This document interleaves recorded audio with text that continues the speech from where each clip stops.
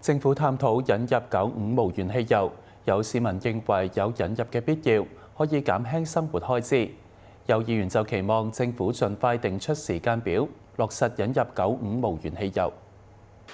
政府日前話會持續推動業界為本地市場引入更多元嘅油品選擇，包括探討引入95辛烷值無鉛汽油。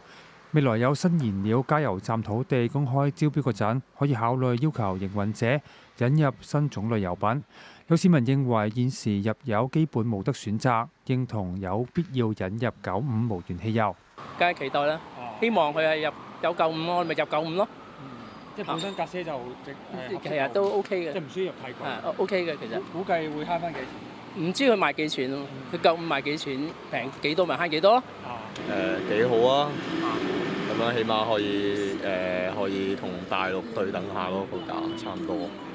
其實你喺架車係咪都係入95油就可以解決到嘅咧？即係唔需要入太貴。係啊，其實係啊。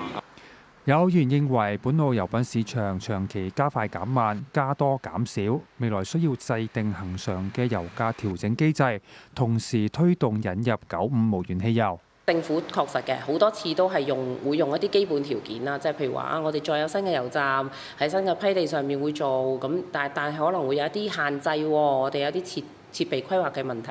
咁確實，我覺得社會係對呢件事係關注，而且係需要一個比較明確啲嘅方案，是否能夠落實同埋落實嘅一啲即係時間安排。